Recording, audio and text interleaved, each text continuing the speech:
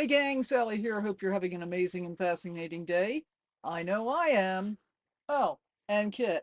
This is his new favorite place to be. I've got a pillow behind me, and he sits on top of the pillow up against my back, and he'll stay there for like the entire time that I'm working. So that's kind of fun. So what are we going to talk about today? We're talking about RV fire safety, and this is a topic that I have not seen discussed on YouTube in any of the other full-time RVers that I follow. Let's roll the intro and we're going to get right into it.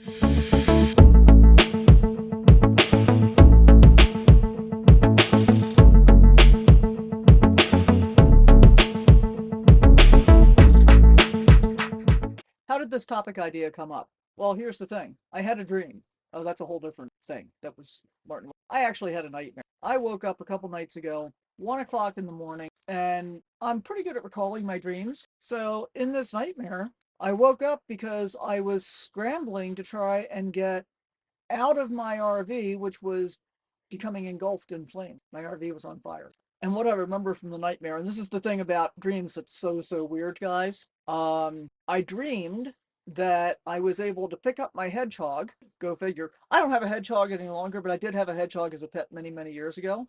But I managed to pick up my hedgehog and some other pet-like creature that was in something the size of a cat carrier. No idea what kind of pet that was. No idea. But I was able to grab my pets and get out of the RV. And then I moved, 100 feet or so away from the RV.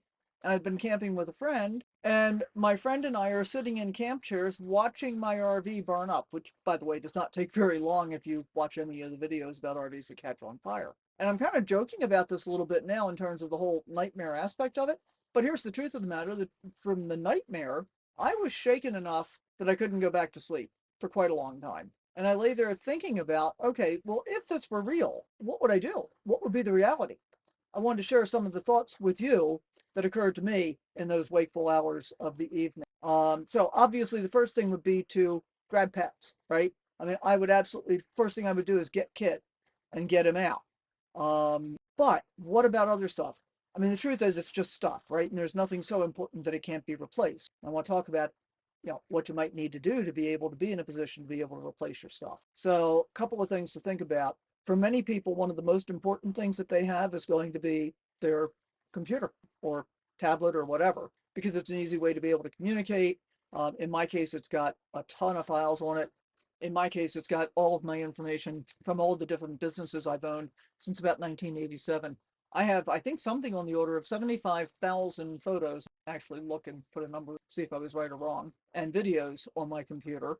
And on the one hand, I'm not terribly concerned if I lose my computer. It's not that big a deal because everything I do is backed up to the cloud in multiple different locations. So I never worry about crashing a hard drive or any of that stuff that could be catastrophic. That said, I've accumulated so much raw video footage from doing YouTube that I don't have that backed up to the cloud or on my laptop hard drive. That's on several separate standalone hard drives. So if I lose that stuff, I lose it. I may or may not ever get around to getting that stuff edited and uploaded. But part of the reason that I do the travel portion of this channel is for my benefit. I want to be able to go back and see where I've been and what my experiences were and what people I met, because that's really what it's all about. Is it's people, it's places, experiences is what it's really all about for me in enjoying my full-time RV life. That said, I love doing this kind of stuff for you guys as well. Things that I've been thinking about that maybe haven't occurred to you yet. Who knows? So, computer, hard drives, would be a pretty high priority for most people, I think.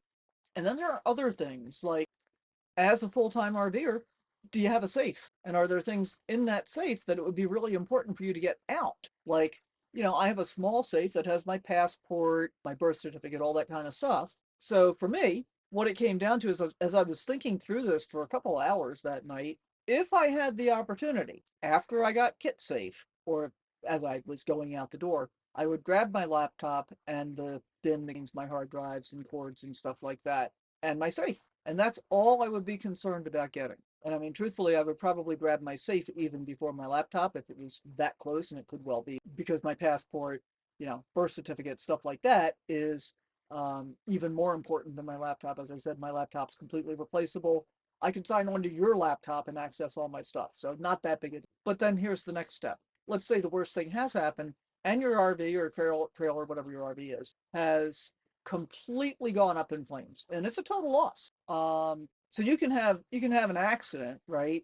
Like my friend Carol, an RV Rebel Girl, she had an incident on her way to Arizona last winter where she had a tire blowout that ended up completely ruining her trailer. Her trailer was a total loss, but she didn't lose all her possessions in that total loss. But in a catastrophic fire, the chances of losing everything that you own in your motorhome or RV trailer, whatever you're driving or towing, is much, much greater. So I started thinking about this, and it occurred to me that the thing to do, and this was part of my staying awake that night until I finally went back to sleep, is to make a video that identifies each of the compartments on the exterior and each of the cabinets and so forth on the interior, and an inventory of the stuff that's actually important. So, for example, I don't need to talk about my office cabinet in detail for stuff that's not expensive. Like I have a couple of pens, right?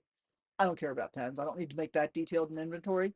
But I do need to inventory things like, what do I have for bedding? Well, I've got, 4 spare throws slash blankets. And when you think about the cost of things, it's amazing how quickly that kind of stuff can add up, right? I mean, think about it this way.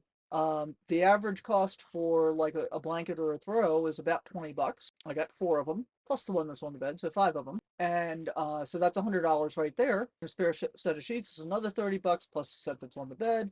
So, that's $160 right there. $160 isn't all that much money. I have a Berkey sitting on my counter. What do they cost? A couple of $100. And oh, by the way, if you're ever thinking about getting a Berkey filter system, I am an affiliate. There's a link down below if you want to use my affiliate link. That would be great. I get a little bit of a commission from them, and it doesn't cost you anything, so why not? But I got a lot of other stuff too, and I'm not going to name all my stuff because I don't want to encourage some random person on the internet to be on the lookout for my rig and think I've got great stuff to steal, because I don't have that much great stuff. But my point is, the stuff that you have that you need to replace is going to add up to more money than you realize. And so when dealing with your insurance company, it's important to be able to substantiate what you actually had, right? So having pictures of the interiors of your cabinet and a written inventory can go a long way towards substantiating. I'm really curious. Is this a subject that you've ever thought about? And what do you think about my ideas for dealing with it? What do you think about my waking up with a nightmare for no particular reason in the middle of the night to address this with you? Anyway, I hope you got something out of this video. Relatively short, hopefully relatively sweet, and hopefully some information that'll help you in the future, even at home. Always having an inventory is always a good idea. I used to do it at the house. I would go through periodically, open closets, take pictures, all that kind of thing. So I didn't always do a full inventory, but I would always have pictures of closets, and I'd update it usually like once a year. And it is a good idea to do that. In an RV, it might be a good idea to do that potentially even more frequently. I hope you got something out of this video. If you haven't already, please consider subscribing. Thank you so much for spending your time with me. I appreciate each and every one of you, and we'll see you next time.